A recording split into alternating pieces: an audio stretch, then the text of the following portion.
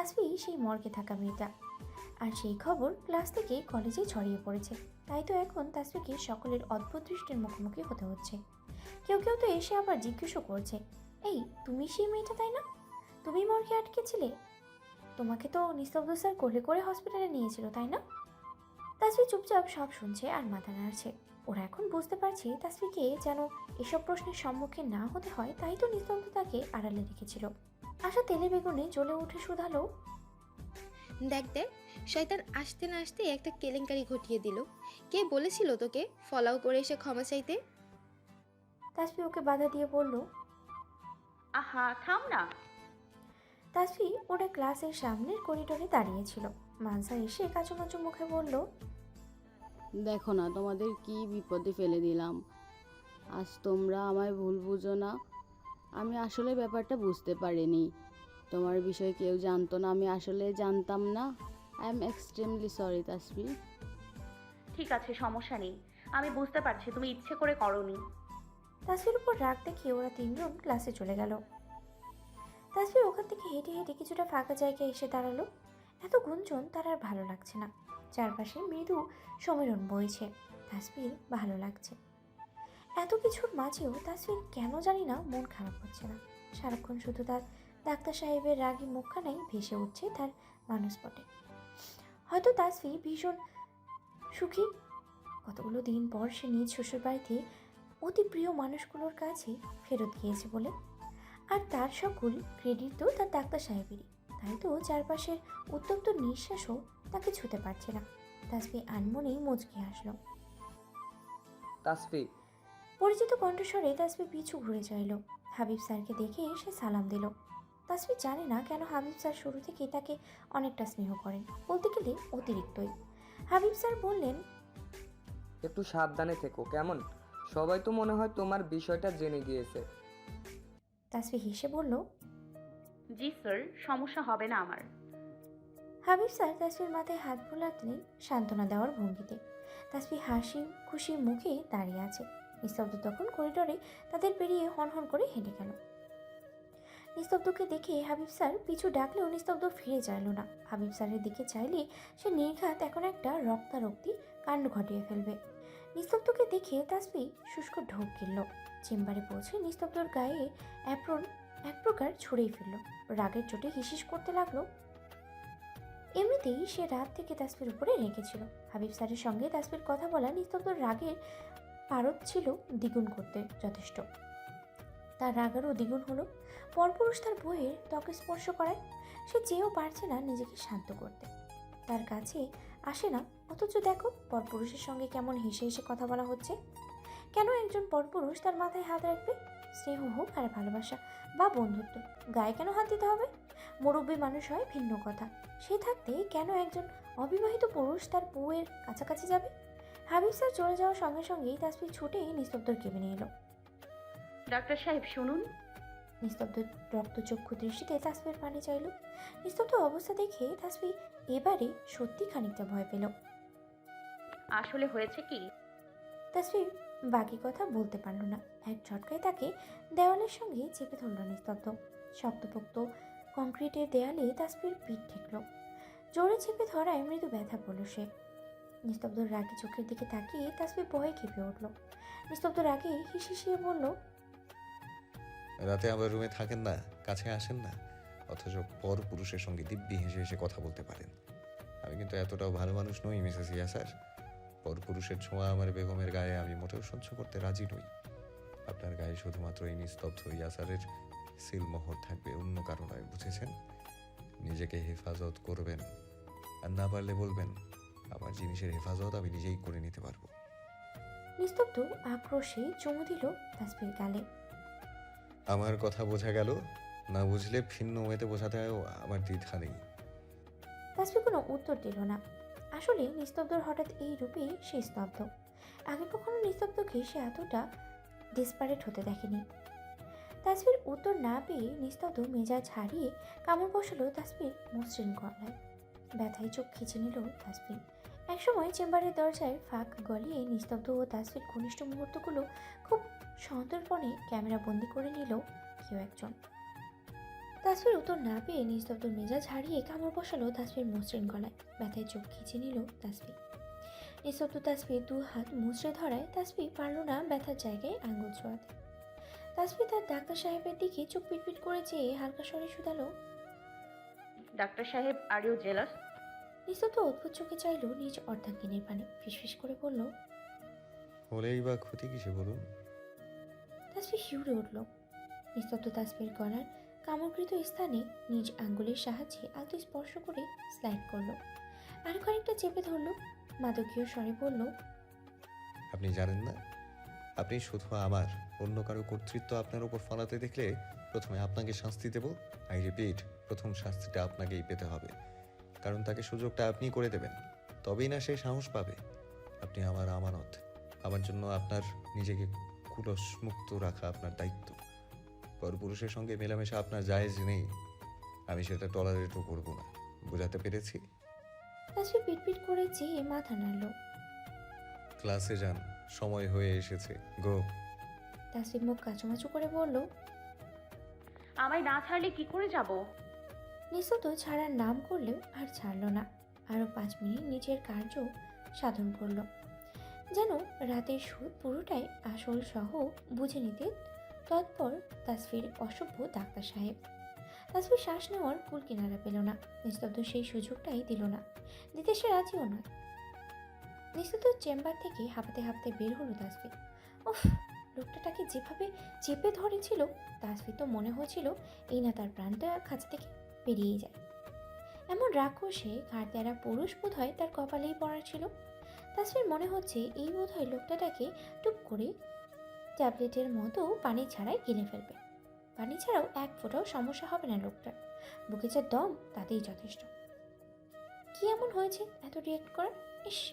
ক্লাসে ঢুকে তাসফি অবাক চোখে তাকিয়ে রইল সামনের অবাঞ্ছিত দৃশ্য অবলোকন করে। আশার সামনে সিনিয়র একজন বড় ভাই হাঁটু গেড়ে বসে আছে প্রপোজ করার ভঙ্গিতে।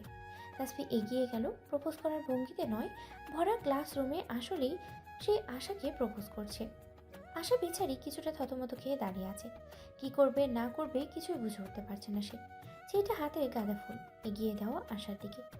লক্ষ্য আশার ফুলটা গ্রহণ করে ছেলেটাকে উদ্ধার করা।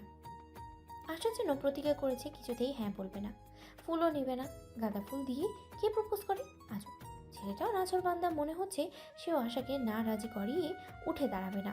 এদিকে ক্লাসের স্যার আসার সময় হয়ে গিয়েছে। সবাই ততস্থ, স্যার এসে এসব দেখলে কেলেঙ্কারি হয়ে যাবে। তাসফি, আরাধ্য আর স্বর্ণিধি সার্কাস দেখার মতো দর্শক হয়ে দাঁড়িয়ে আছে। মনে তাদের উৎকণ্ঠা, আশার মনোভাব বোঝার জন্য। কি হচ্ছে এখানে? সার্কাস দেখতে থাকা সকলে নড়ে চড়ে বসলো গম্ভীর পুরুষালী কণ্ঠের ভারে। যা ভয় করেছিল তাই বোধহয় হয়েছে। সবাই পেছনে ঘুরে তাকালো, দেখতে পেল সুজন স্যার চোয়াল শক্ত করে হাত মুষ্টিবদ্ধ অবস্থায় দাঁড়িয়ে আছে তাদের পেছনে। আশা শুষ্ক ঢোক গিলল। কি হলো? অ্যান্সার মি, কি হচ্ছে এখানে? সুজন স্যারের স্বর আগে থেকেই বোধহয় খানিকটা রাগী শোনালো। সুজনের রাগী স্বর শুনে সবাই আরো ততস্থ হয়ে বসলো। ছেলেটা এখনো ওভাবেই বসে রয়েছে। সুজন ধমক মেরে পড়ল। এই ছেলে, কি সমস্যা?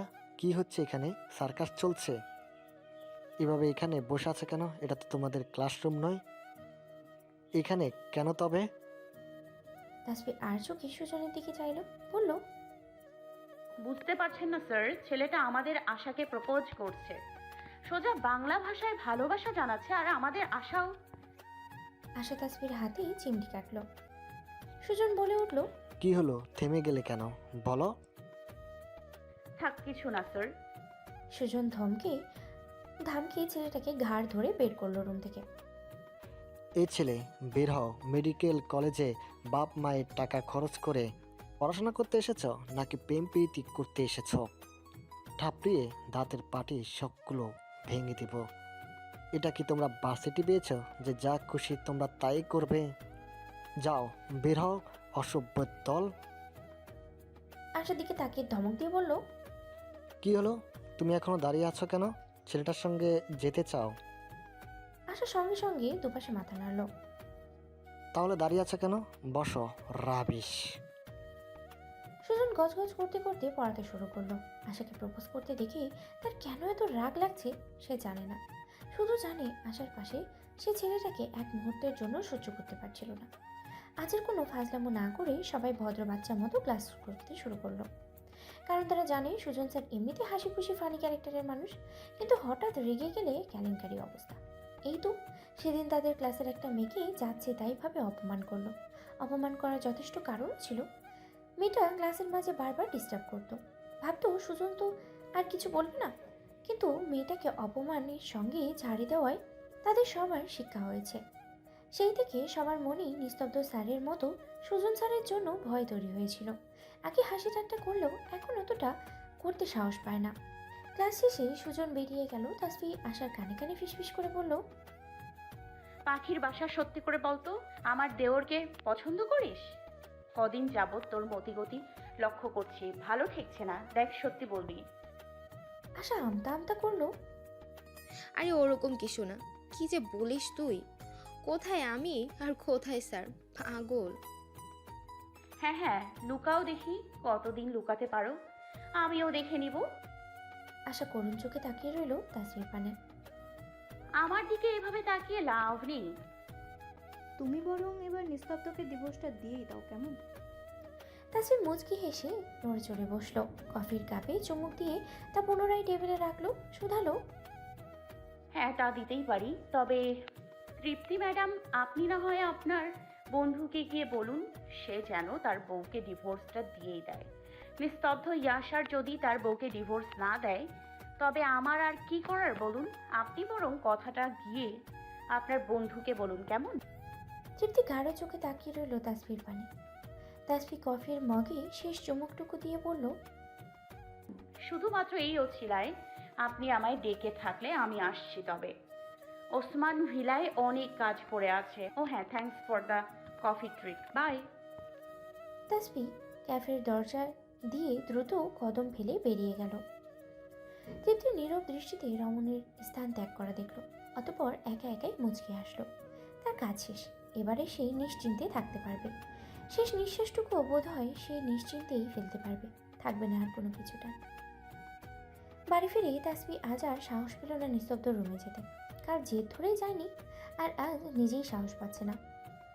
তাসফিকে ঘামতে দেখে বাসন্তী ভ্রু কুঁচকে বলল, কি ব্যাপার, এত ঘামছিস কেন তাসফি? তাসফি আঙ্গুলের সাহায্যে কপালের ঘামটুকু বৃথা মোছার চেষ্টা করে বলল, কই কই, গরম লাগছে বোধহয় ভীষণ, বুঝলে তো। তাসফির পাশে থাকা বাসন্তীর ফোনে তখন মাহিনের দিয়ে সেভ করা নাম্বারটা থেকে কল এলো। তাসফি ভ্রু কুঁচকে চাইল সেদিকে। বাসন্তী খপ করে ফোনটা নিয়ে কল কেটে দিয়ে মেকি হাসার চেষ্টা করলো। আবারও কল বেজে উঠল। বাসন্তী ওখান থেকে উঠে বেলকনিতে চলে গেল ফোন নিয়ে। তাসফি আর এত ঘাটল না, সে আছে অন্য এক চিন্তায়। তার একবার নিস্তব্ধর অবস্থান পরীক্ষা করে আসা কি উচিত, নাকি এভাবেই থাকবে? তাসফি গুটি গুটি পায়ে নিস্তব্ধর রুমের সামনে এলো। ওকে মেরে দেখার চেষ্টা করলো নিস্তব্ধ কী করছে, কিন্তু রুমের মাঝে মানুষের উপস্থিতি টের পেল না। তাসফি ঠোঁট উল্টো করলো। গেল কোথায় লোকটা? কি করছেন ম্যাডাম? কানে পুরুষালী কণ্ঠস্বরের ভারী তাসফি চমকে উঠল। চোখ খিচে বন্ধ করে নিল। যেখানে ভাগের ভয় সেখানেই সন্ধ্যা হয়। তাসফি মেকিয়ে আসার চেষ্টা করে পিছু করে দাঁড়ালো। নিস্তব্ধ ভ্রু নাচালো। আমার রুমের সামনে ম্যাডামের উকি মারা হচ্ছিল কেন শুনি? কারণটা জানতে পারি? তাসফি পালানোর পথ খুঁজছে। নিস্তব্ধ সামনে দাঁড়িয়ে থাকায় দৌড়ও দিতে পারছে না, নয়তো নির্ঘাত এখন সে দৌড় মারত। নিস্তব্ধ তার দিকে আর একটু ঝুঁকে আসতেই তাসফি মুখের কাছে দুহাত জোর করে সঙ্গে সঙ্গে বলে উঠল, বাসন্তী আপা আমায় আপনার টি শার্ট নিতে পাঠিয়েছিল। নিস্তব্ধ ভ্রু উঁচিয়ে চাইল, কৌতুক করে বলল, মানে সিরিয়াসলি আপা তোমায় আমার টি শার্ট নিতে পাঠিয়েছে? তাসফি ডানে বামে মাথা নাড়ল, আবার উপর নিচে মাথা নাড়ল। তোর কি করছে সে? ও তাই বুঝি। আপা আমার টি শার্ট দিয়ে কি করবেন শুনি? পরবে বুঝি? আপার জামা কাপড়ের বোধহয় আপনার মতো অভাব পড়েছে। আমার সাইজ তো আপনারও হবে না, না আপার তো দূরের কথা। তাসফির বুকের ধকপকানি ক্রমশই বাড়তে লাগলো। লোকটা কাছে আসলেই সে নিজের উপরে নিয়ন্ত্রণ হারিয়ে ফেলে। নিস্তব্ধ আরও একটু ঝুঁকে তাসফির ঠোঁট ছুঁই ছুঁই অবস্থায় ফিসফিস করে বলল, অবশ্য আপনি পড়তে চাইলে দিতে পারি, এর আগেও তো পড়েছেন, আশা করি প্রবলেম হবে না। তাসফির চোখ খুঁজে বন্ধ করে নিল। ছি, লোকটা কি করে জানলো এই কথা? রুম্পার কণ্ঠ পেয়ে নিস্তব্ধ ঝট করে সরে পড়ল। তাসফি এই সুযোগে এক ছুটে বাসন্তীর রুমে এসে দরজা লাগিয়ে দিল। নিস্তব্ধ চেয়েও আটকাতে পারল না। নিস্তব্ধ মৃদু কেশে রুম্পার উদ্দেশ্যে বলল, বলছিলাম আমার জন্য এক কাপ চা পাঠিয়ে দিস তো। বুঝলি গলাটা না কেমন যেন খুসখুস করছে। রুম্পা মুচকি মুচকি হাসতে হাসতে চলে গেল। ভাইজানের অজুহাত সে ঠিকই বুঝতে পেরেছে। পরদিন সকালবেলা তাসফির কেন জানি না আজ উঠতে একটু লেট হয়ে গেল। আকাশের অবস্থাও আজ ততটা ভালো নয়, কেমন একটা মেঘলা মেঘলা ভাব বিদ্যমান। ঠাহর করা যাচ্ছে বৃষ্টি হবে বোধহয়। নিচে গিয়ে আজ তাসফি নিস্তব্ধর দেখা পেল না, হয়তো চলে গিয়েছে হসপিটালে। কলেজের পরিবেশ আজ একটু গরম গরম। কলেজে প্রবেশের পর তাসফির এমনটাই মনে হলো। চারিদিকে কেমন ফিসফিসানের রমরমা, মৃদু ভৎসনার গুঞ্জন। তাসফি বুঝতে পারছে না হঠাৎ সবার কি হলো। এর মাঝে কতগুলো মেয়ে এসে তার পাশে ভিড় জমিয়ে বলল, এই দেখ দেখ, এই মেয়েটা না। হ্যাঁ দেখ কেমন নির্লজ্জ, স্যারের সঙ্গে ফষ্টি নষ্টি করে কেমন জ্যাং জ্যাং করতে করতে কলেজে চলে এসেছে। আরে এই জন্যই তো নিস্তব্ধ স্যার বোধহয় সেদিন মেয়েটার নিখোঁজ হওয়ায় এতটা উতলা হয়েছিল, বুঝিসনি? তাসফি শুধু হতভম্ব হয়ে সবটাই শুনছিল। মুহূর্তের মাঝেই ঘটনা ঘটায় তাদের কথার আগামাথা সে কিছুই বুঝছে না। ভিড়ের মাঝ থেকে আসা স্বর্ণিধি তাসফিকে টেনে বের করে আনলো, একটা ফাঁকা ক্লাসরুমে এনে তাকে বসালো। তাসফি অবাক স্বরে বলল, কি হয়েছে আশা? বাইরে সবাই কি বলা বলি করছেন? আশা তাসফিকে মৃদু ধমকে বলল, তার আগে তুই বল, তোর ফোন কোথায় রেখেছিস? কতবার কল দিয়েছি দেখিসনি? মেসেঞ্জারে ভিডিও লিংক পাঠিয়েছি, তাও দেখিসনি। তাসফি মাথা নাড়ল। ব্যাগ থেকে ফোন বের করে দেখলো তা সাইলেন্ট করা। আশা তাসফির হাত থেকে ফোন নিয়ে একটা ভিডিও ওপেন করে তাসফির হাতে ধরিয়ে দিল। তাসফি বিস্ফোরিত দৃষ্টিতে সেদিকে তাকিয়ে রইল। এলোমেলো চোখে সে একবার আশা আর স্বর্ণিধির দিকে চাইল। খাপা কণ্ঠে বলল, কিন্তু তোমরা তো। আশা ওকে থামিয়ে বলল, আমরা জানলে কি হবে তাপসি? সবাই তো জানে না। ভিডিওতে দেখা যাচ্ছে নিস্তব্ধ তাসফিকে দেয়ালের সাথে চেপে ধরে আছে। নিস্তব্ধ কেবলই নিচু হচ্ছে তাসফির মুখের দিকে। এরপরই ভিডিওটা কাট। যে ভিডিওটা করেছে বাকিটুকু করার বোধ হয় সে আর সুযোগ পায়নি। ক্যাপশনে স্পষ্ট করে লেখা, এই হচ্ছে প্যাশন মেডিকেল কলেজের একজন আদর্শ শিক্ষকের অবস্থা, ছাত্রীর সঙ্গে নষ্টিফষ্টি। ছি ছি ছি ছি। বাতাবরণ মানুষের উত্তপ্ত নিঃশ্বাসের মতোই উষ্ণ। আকাশের মেঘ অথচ পরিবেশ গরম। আরিফুল হক নিস্তব্ধর রাগী মুখশ্রীর পানে একবার তাকিয়ে শুধালেন, দেখ, নিস্তব্ধ গ্রুপ থেকে ভিডিওটা ডিলিট করার কথা বলা হয়েছে, তবে যা রটে যাওয়ার তা তো রটেই গিয়েছে। এখন আর কিছুই করা সম্ভব নয়। তারা তো আর সত্যিটা জানে না। কিচ্ছু রটেনি স্যার, রটানো হয়েছে। আমার স্ত্রীকে আমি জড়িয়ে ধরবো না কি করব সেটা একান্তই আমার ব্যক্তিগত ব্যাপার। সুজন বলল, দেখ নিস্তব্ধ, লটানো হয়েছে সেটা আমরাও বুঝতে পারছি, কিন্তু যে এই কাজটা করেছে সে তোর অভিযোগটা লুফে নিয়েছে। হ্যাঁ, আমার ক্ষতি চায় তাই না? যে এই কাজটা করেছে না, ওর কলিজাটা ছিঁড়ে নিয়ে আসবো আমি। কত বড় বেত্তমিজ! বলে কিনা আমি নাকি নিজের বৈধ ওয়াইফের সঙ্গে ফষ্টি নষ্টি করি। ফষ্টি নষ্টি কত প্রকার কি কি সবগুলো বুঝিয়ে ছাড়বো জানোয়ারটাকে। স্যার, ভিডিও ডিলিট করার আগে ফেক আইডিটা দেখে রাখুন। সুজন, তোর বন্ধু হৃদয়ের নাম্বারটা আমায় সেন্ড কর। ও তো এসব কাজে এক্সপার্ট। ওকে বল যে করেই হোক আইডিটাকে ট্র্যাক করতে। একবার শুধু জানতে পারি, জাস্ট একবার। নিস্তব্ধ আরিফুল হকের দিকে রক্তচক্ষু বদনে চেয়ে শুধালো, আর আমি যদি এবারেও কোনোভাবে জানতে পারি এসবের পেছনেও আপনার অপদার্থ মেয়ে জড়িত, তবে মেয়ে বলে এবারে আমি আর তাকে ছেড়ে দেবো না। আর শুনুন, কিচ্ছু রটে যায়নি, বুঝেছেন? সবাইকে মাঠে জড়ো করুন এক্ষুনি। এতদিন যা বলিনি আজ বলবো। সুজন নম্বর দিতে নিস্তব্ধ হৃদয়কে কল করলো। হ্যালো হৃদয়, হ্যাঁ শোনো, আইডিটির নাম নীলপদ্ম। 30 সেকেন্ডের ভিডিওটি ছাড়া হয়েছিল সকাল 6টার দিকে। আমাদের কলেজ গ্রুপে ছাড়া হয়েছিল। হ্যাঁ, আমি তোমায় লিঙ্ক পাঠিয়ে দিচ্ছি। যত দ্রুত সম্ভব আইডিটা কার ট্র্যাক করার চেষ্টা করো ভাই, তুমি একমাত্র ভরসা। প্লিজ যত দ্রুত সম্ভব। আচ্ছা, রাখছি। নিস্তব্ধ ফোন কেটে বাসন্তীর নাম্বারে কল লাগালো। কি ব্যাপার ভাই, এই সময়? আপা শোন, যেখানে আছি যেভাবে আছি এক্ষুনি আমার